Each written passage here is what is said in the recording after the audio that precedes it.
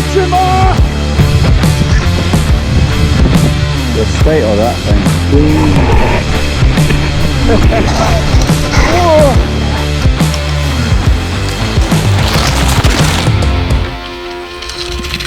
And welcome back to yet another episode of the Northern Rider podcast.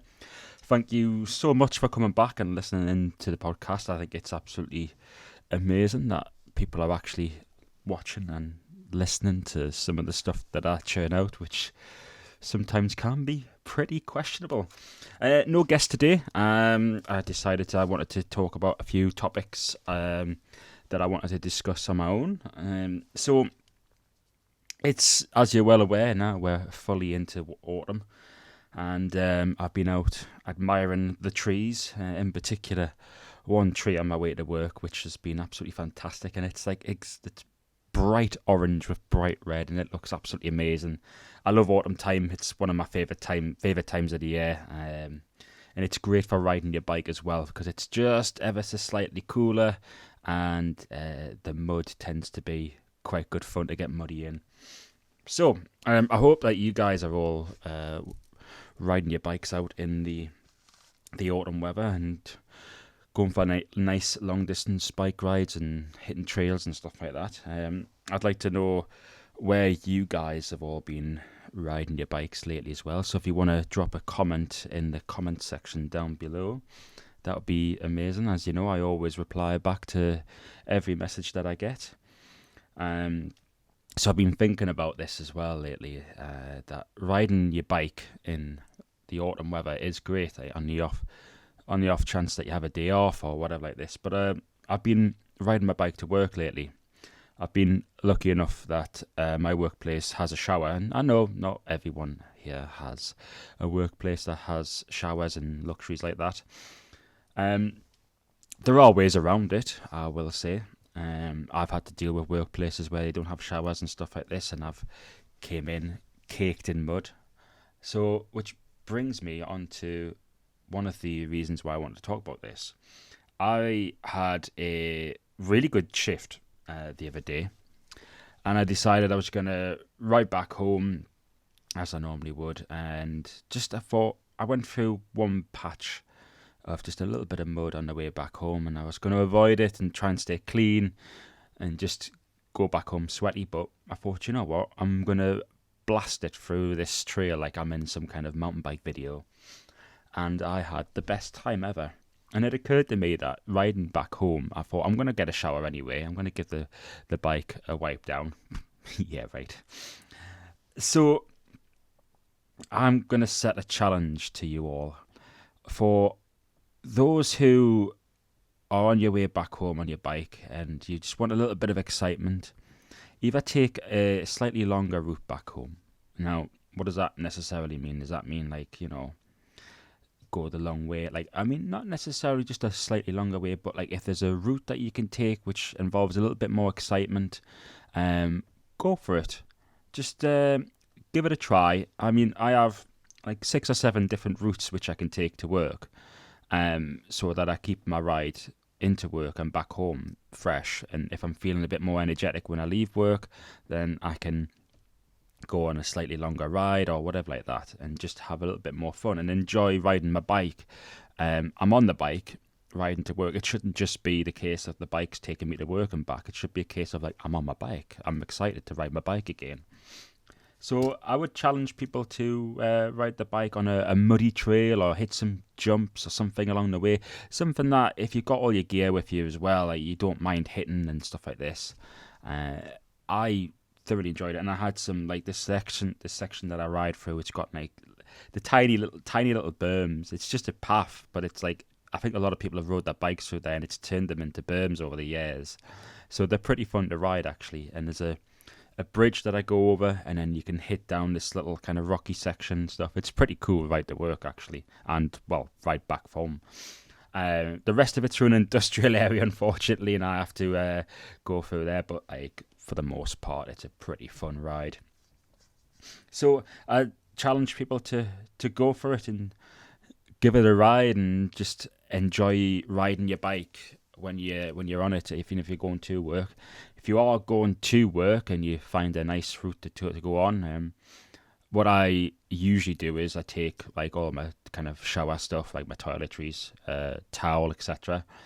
What you can do is if you have toilets in your facility, which I'm sure 99.9% of places will have a toilet somewhere.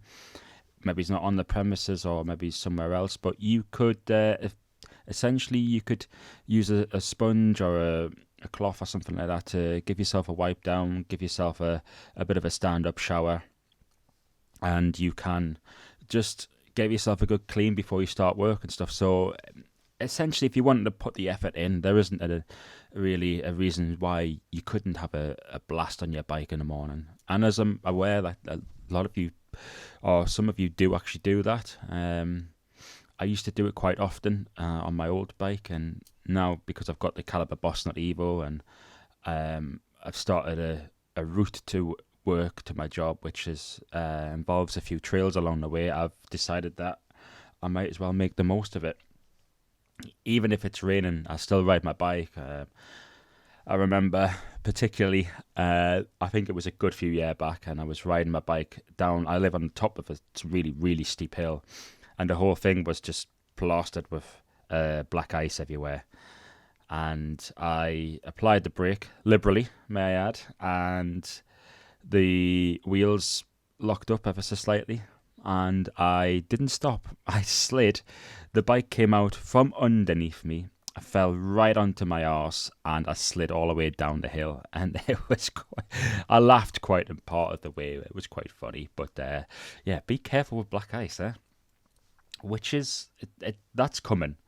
Let's not be too hesitant about that. Like the black ice is going to be coming soon. I mean, we're just entering into autumn. It won't be long until winter's upon us, and we're wrapping up warm and sweating on the inside and wet on the outside, and it's going to be miserable. But these things are coming.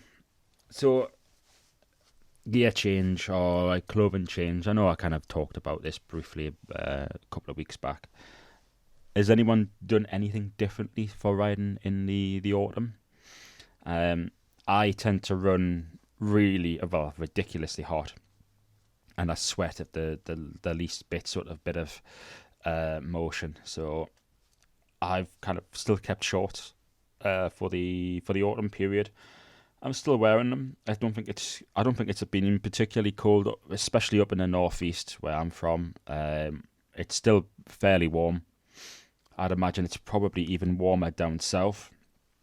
Like when I went to Bike Park Wales and Quantox with Cameron, I had a bit of a change in temperature when I went down there. I noticed it was noticeably warmer than it was up here, which is quite strange considering, you're in Wales and it's always wet and cold and miserable. But yeah, the gear changes, I haven't applied anything apart from the fact that obviously it rains a little bit up here, understatement of the year. And I've decided to put on an old shell jacket, and with the shell jacket, well, Gore-Tex or shell jackets, they've got that really hard sort of outer, and it isn't very kind of like malleable. It's just like a hard sheet for a jacket. So I've been wearing that, but unfortunately enough, on that jacket, it's got some gigantic pit zips. So it goes from like pretty much your elbow, like down to just below your chest. So they're quite a large pit zip, and it's great, especially if you're going downhill after you've been climbing, and you want to get all that air inside of you as well. It's one of those things where they are quite difficult to zip up, so you have to kind of like have them either open or shut when you start your ride. I mean, you can kind of fiddle with them, but like at the end of the day, I think you'd be best off trying to kind of close them up when you've stopped at the side. And I don't particularly want to stop to do them, so I've decided to kind of keep them open. And I still get really hot and sweaty with it anyway, but it's doing better than what it would be if it was all closed up. So that's pretty much the only thing I changed. I mean, I did try a couple of other things, like wearing slightly longer. Like I've got some like these tracksuit sort of bottoms, which are pretty good for riding in. They're really comfortable, and they managed to keep me warm. But obviously, with them being longer, sort of trouser length ones anyway, I just kind of pull them up a bit so they're kind of scrunched up. And they're great for riding in. They're so comfortable, and you can, if you're like really caked in mud and you can't like, if you want to just get them off like over shoes and stuff, they've got like the zips up the sides and stuff like that. So they're pretty good, really.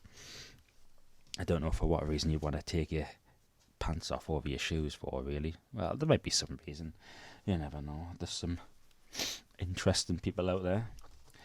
So, other than that, obviously, like in the winter period, you're gonna have like things with salt and things like that. The autumn period, not so much. However, I do tend to find that there is a lot more mud in the autumn periods as well. So, looking at cleaning the bike, I was recently sent, well, actually a few weeks back, I was recently sent a product from Interflon UK. So if Interflon UK is listening to this, thank you so much. I want to start off by saying that I wasn't expecting anything less from this product due to the fact of how good the actual lubricant was. Wow. Absolutely fantastic. If you haven't already checked out Interflon, you can contact them via their website, and they have like a help desk there, so you can speak to somebody, like an actual person as well.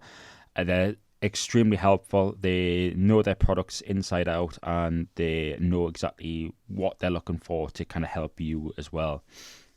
Or you can go via their Instagram page. Again, same thing. Like the guys behind the phones and the computers on there are, incredibly helpful, and they're lovely people. So they sent me a care package out. So in that, I had 2 bottles of the Interflon Clean. So it's in the same range as the Super. So you have the Thin Super and the Clean as well, and it's the 20% stuff. So this basically means that what they actually suggested is if you have a 500ml bottle and you have 10ml of the actual cleaning detergent, and then you put that in, I'll put it into a spray bottle, and you just spray it. Now, I did do a video on this. Now, I'm going to be releasing my Quantox video, which is going to be out on Friday, and then next Friday, I'm going to have the cleaning video available. It's going to be a little bit of a sort of like a tutorial on how to clean your bike, sort of. It's a little bit more on the kind of casual side, but yeah, it's the product itself is it's great. Like it just didn't take any effort at all. I even used like a bucket to kind of like use the water from that instead of like a hose, just to see, making it like as difficult as possible. It's still kind of like really like hacked away at the dirt, and it took everything away. I mean, obviously, yeah, you're scrubbing things, it's all going to come off, but like at the end of the day, the bike looked really clean, and it did the job fantastically. So Interflon have got this amazing product. I'll be honest with you, it's better than all of the other stuff that's on the market.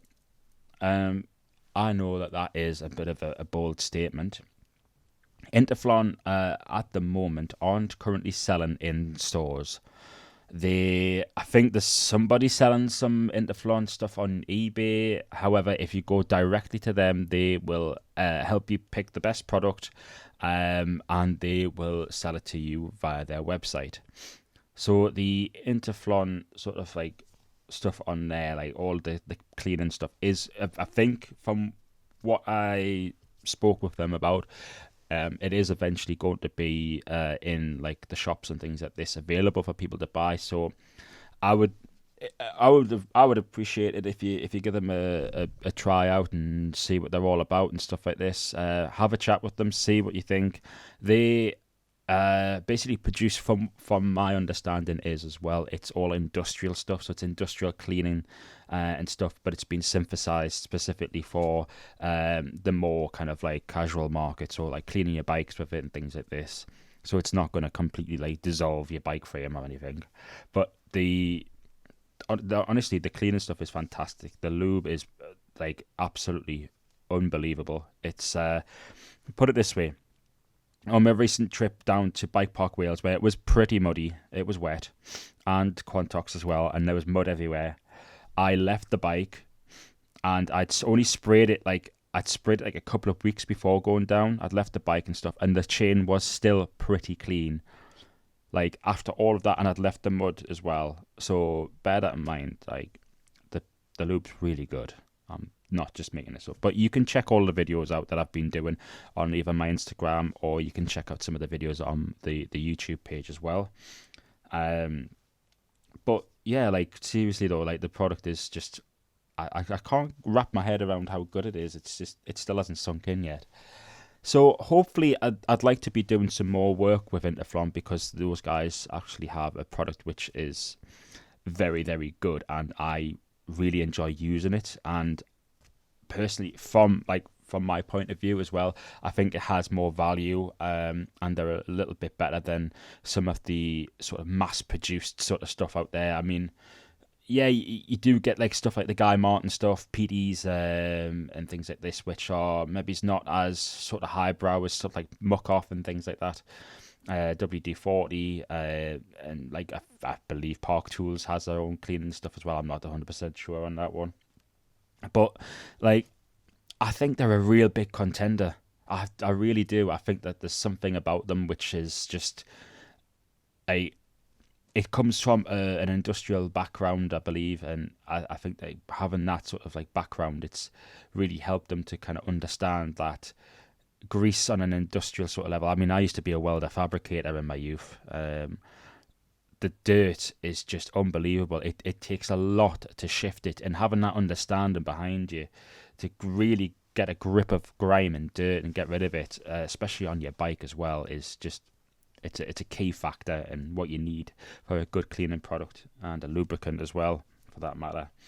Because if you're using lubricants in an environment like a factory and things like this, like you're gonna get dust, you're gonna get like burrs, you're gonna get all sorts of manner of like crap and stuff like attached to it. So you need a lubricant which isn't going to have things sticking to it. And I think that's what they produced with this. Like it all it is it's an all-inclusive lubricant, but it's still got the same sort of factors as these kind of like these lubricants which I've used to use in the factory as well. And you can clearly see it works. I'm very impressed with it, and I've used some of the other sort of lubricants as well, like the Muck Off stuff. I've even used like the C3 ceramic. I've used all sorts of lubes, and I've always found that it catches dirt and it sticks to it, and it gets ingrained into it. Whereas I've still got that shine on the chain with the Interflon stuff. So I think I'm probably going to end up just using Interflon permanently. I do believe. I mean, I've still got a ton of Muck Off stuff, which I'll probably donate to my dad, to be honest with you. But he's seen how well the Interflon stuff is, so he's probably going to want to use that. Speaking of which, X-Tools have reached out to me, and they also decided that they were going to send me a tool. Well, not a tool as such, it's a cleaning tool. They sent me their Pro Chain Cleaner, and my God, I got it in the post yesterday. Like as somebody who does graphic design, you have completely nailed it with the graphic art on the box, like the hand drawn, the handwritten sort of look and feel, and the color of the cardboard as well. Like it was strong cardboard and things. Everything was just absolutely perfect. Like you guys absolutely nailed it with this one. I haven't used the tool yet, but it feels rock hard. It feels so sturdy. It comes with like little components as well. The whole thing just kind of it feels really good. Now having like the X-Tools box, which I've got, and also I've used other X-Tools sort of things. I've got the miniature sort of bike, the trail, like the hex tools and things like that. So the mini tool, like using them like on a day-to-day basis, it's just like I find uses outside of like biking as well with it as well. So I've thoroughly enjoyed using X-Tools. I would like to see more from them. I'd like to kind of see what else they can produce and see what they're kind of going to produce in the future as well. I think that'd be really interesting to see them as a company kind of keep with that momentum of producing really solid tools. It was actually Justin from Casual MTB that sold me on the idea of the X Tool stuff. He had the I think it's like the 18 tool box set. He got could be a fair different number or something, but it was like basically like a little kind of suitcase sort of style, and you open it up and you've got like a little mat, and you've got tools for taking cranks off, you've got tools, you've got like Allen keys, you've got like everything that you need to be able to take your bike to pieces is in there, bar a few other bits and pieces which are probably more specialty, which X Tools more than likely will sell as well. So if you're really into your maintenance, or if you want to just have like a good set of tools on hand to kind of tinker with your bike and stuff like that, the X Tool stuff is absolutely fantastic. I'm gonna stop rambling on about like because it does sound like I'm kind of trying to just sell you X Tool stuff and Interflon stuff. I'm not being paid by any of these guys. They've just sent me free stuff to kind of have a look at as a bit of a sort of ethics sort of claim on here as well. X Tools did ask me to write a review on Amazon. I think and Chain Reaction Cycles as well. So they are asking me to do it for reviews. So they want to have an honest opinion from myself. So that's the ethics sort of claim out of the way. So I will be reviewing it and I will be honest with it as well. But first impressions and first looks of it, absolutely amazing. Yeah, can't fault it so far. Can't wait to use it actually. So now, going back to mentioning Bike Park Wales, I had my very first trip down to, I flew down to Bristol. I decided I was going to take my bike because I didn't want to rent a bike and I didn't want to use another bike because, obviously, the channel is all fully developed on the Bossnut Evo. So I thought it'd be a great idea to get a hold and rent a bike bag. And I wanted to be able to take that on the plane, take it down, and have my own little mini adventure with the bike. And it was the best thing ever to be able to take my own bike on a trail down south somewhere else without having to kind of rent anything or do anything like that. So what I want to talk about is the bike bag. It was the Evoc Bike Bag Pro. So this bag retails in, I think it's roughly around about 400 to 500 quid, I think. Very expensive bike, but my God, is it worth it? I sound like I'm just trying to sell you Evoc bags now. So I used the Evoc Bike Bag Pro. I rented it from Team Cycles, which are based in Team Valley. So if you are up in the northeast and you want to go and rent a bag, I believe they rent it for a week for 50 quid. They're very relaxed. They're very cool guys. They didn't know like masses amounts about the bag because basically they got told that you can watch the YouTube video and there's loads of information and there's also instructions in the box as well. So he didn't really need to know much. To be honest with you, setting the bike bag up, I didn't need any instructions either. If you've already seen the video as well, you'll know that I just fumbled around with it and just got through it. The bike bag was absolutely fantastic. There wasn't any sort of damage done to the bike through transit or anything like that, partly due to the fact that I may have had good baggage handlers at the airport. Now, I took the bike up. So I flew it from Bristol up to Newcastle because luckily my friend he was going down that way anyway, so he dropped by my house and took my bag down. So on the way back up, I set the bag up, put the bike in and placed it on the rail underneath, and I felt like the whole thing was very secure and it was just really easy to transport around. Just taking it into the airport itself, like even going through the windy sort of like barrier things and stuff like that, it was easy. I usually carry skis and snowboards and they're like, quite a bit longer and they're a pain in the arse because you can't leave bags like hanging around anywhere, so you've got to take it with you. So the airports really do need to sort that issue out. yeah, the whole process was so easy. And I mean, I'm imagining some of you guys have already used bike bags. I'm not teaching you how to suck eggs, but my God, it was just such an easy process. And the bike came back in one piece. So I would honestly, 100%, if I really want to get back over to Switzerland or to somewhere else nearby to basically do a ride abroad in Europe somewhere. The the whole sort of like process was, I think it was something like £45 each way down to Bristol. I don't know if that £45 was for just for like the Bristol sort of catchment area, or if it's just £45 standard. I'm assuming it is because it's the same as sports sort of materials and that. So 45 there, 45 back. Um, Word to the wise, if you are going to do this, don't do it online. Don't book the bike bag online. Pay the 45, or I think it's like £1 extra or something, booking it in person. If you're only doing it one way, if you're doing it both ways, that's fine.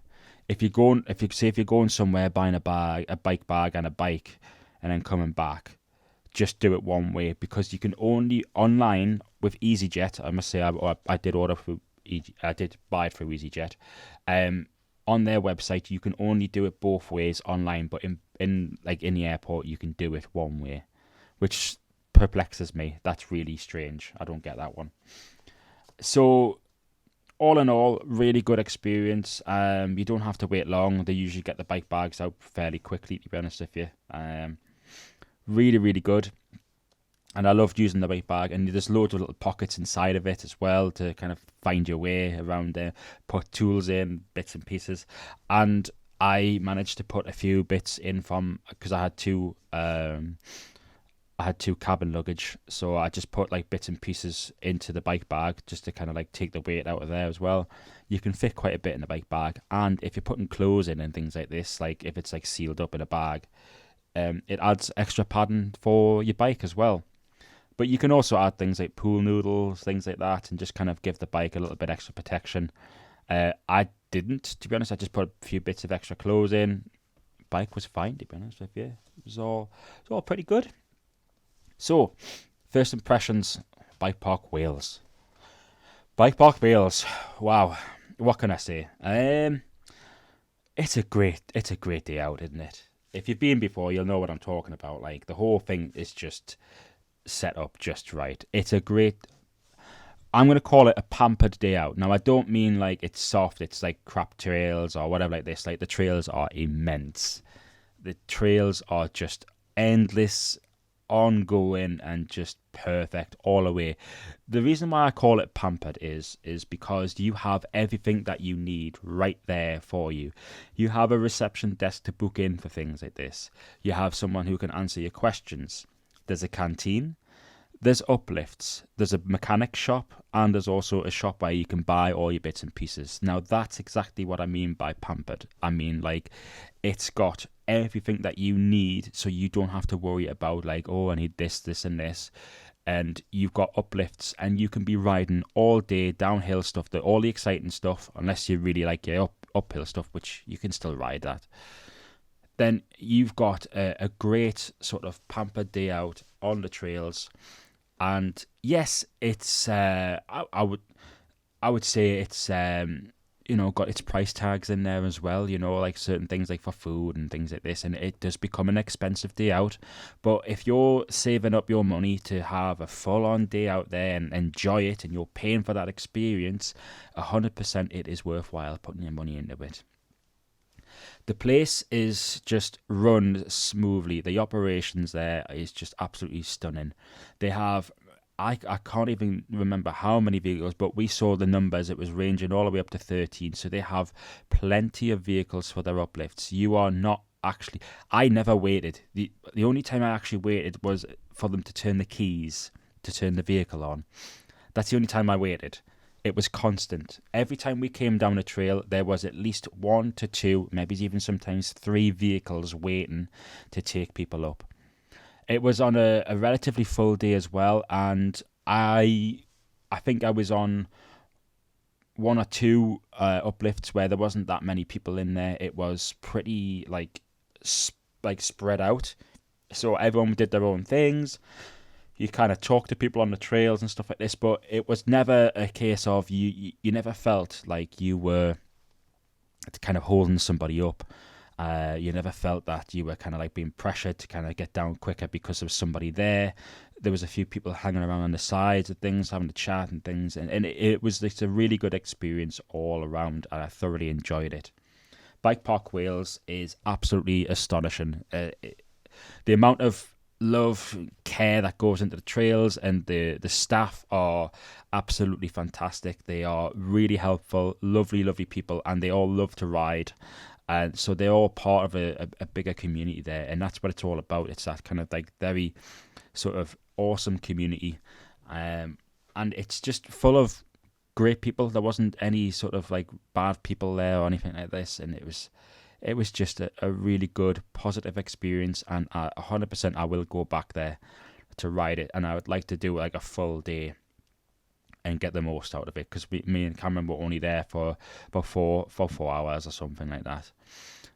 I really want to go back as well, so I did talk to Cameron, and we're thinking about doing a night ride at Bike Park Wales as well. We'll do a bit of a daytime as well, but a night ride there sounds absolutely class. I'm really looking forward to kind of exploring Bike Park Wales a bit more. So that's Bike Park Wales. Now, the next one that I rode was the Quantox. There is various sort of like sections amongst the Quantox. The Quantox, I think, is just the area. I'm just going to refer to it as the Quantox. The areas that Cameron took me, which you'll see in the next videos, well, on this Friday coming up, is just brilliant. Like, I think there was a few enduro series there set there as well. The terrain is steep, it's rugged, it's natural, it's just beautiful. The whole area itself is filled with like lovely, nice dog walkers. People are friendly there, like the walkers and stuff. The local population of sheep seem to be carefree as well. They don't seem to bother you at all. The whole place just seems like a really, really nice, enjoyable area. The hills were pretty steep. Nothing that I haven't climbed before or done before, but on like more concrete stuff. So it was more of a challenge getting up there on like the kind of more rugged sort of terrain as well. I enjoyed it. I enjoyed the hills. I enjoyed going down and stuff like that. It was technical at parts. It was difficult. It kind of pushed my sort of like experience a bit further than what I've normally used to, as opposed to Bike Park Wales, where you've got a very definite line. You can kind of very definitely have to kind of make your own choices down here. There is a set path that you go down, but where you go high, low, left, right, slightly right, or wherever, there's more of that there. Very natural terrain. It's really, I thoroughly enjoyed it. I enjoyed the climb. I enjoyed, like, as we say, like in the ski world, you know, you got to earn your turns, which means kind of like hiking or ski touring up to a top area and then skiing down, as opposed to getting lifts up and stuff like this. I'm very much I like to kind of make my own way up to the top there and head down. But I do enjoy Bike Park Wales. I mean, those uplifts were great just to have a bit of fun and just hit the trails down all the time. But Quantox, absolutely, I would give it a solid few days running around there. I think that the place was endless possibilities. Some of the trails were just, I wouldn't have said they were like really beyond my skill. I mean, I could definitely take them at a slower pace, but wow, like beautiful, very beautiful as well. Like some of the views were absolutely fantastic. So I'd 100% definitely 100% like definitely want to come back down there. I mean, I'm probably going to end up there in the winter, maybe. We'll see what happens. Let's see what the adventure gods gift us for the winter period. So, speaking of winter, and leading into the final thoughts of this podcast, the coming months are going to be leading into winter, as we all know. I'd like to know what you guys want to see from the winter period. Some people shy away. Some people kind of get back indoors and get the fire on and sit and do no mountain biking until the spring appears and rears its head. So I'd like to know what you guys would like to see from the channel itself. So if you've made it this far into the podcast, if you would like to leave a comment down below, that would be really, really helpful. I would honestly love to hear what you'd like to see on the channel. Within reason, don't say go to somewhere where it's hot and ride bikes. I mean, I'd like to do that, but within reason, what would you like to see? Would you like to see more kind of like hack videos or more tips, tricks for winter riding, or would you like to see more winter riding from my local area? What would you guys like to see? I'd like to kind of, instead of just having a vote sort of thing, I just want to hear your guys' opinions, and if you guys have a suggestion that is really, really good and I will make a video out of it, I'll make the video and I will dedicate it to you if you give me such a good idea that I want to make a video out of it, and I'll give you a link and stuff like that. If you have social medias and things, if you want to promote something as well, let me know. I'll probably contact you as well, and I'll probably talk to you about what you'd like to see more from that sort of video, and we can work together and I can produce something that would be quite interesting as a sort of a viewer content. So I hope you're all enjoying riding your bikes in this sloppy, muddy weather. I hope everything's going well for you, and I'm going to get a few more guests on in the coming weeks as well. I think we're going to have a particularly very special guest coming up soon as well. So keep listening into the podcast. As always, if you'd like to contact me via Facebook or Instagram, you can just find me, The Northern Rider, all one word. And also, because you're listening to this, you're obviously on my YouTube channel. I do have Twitter as well, so if you'd like to contact me via Twitter, like any of the platforms, I will always reply as well. And I'm always interested to hear what you guys say. As a final sort of thought on the matter as well, I just want to say a massive thank you to everyone who has been involved in supporting the channel by liking it, subscribing it, or leaving comments and things like this. To all the other YouTubers who have given me ideas for other videos and things like this, and inspiration and stuff.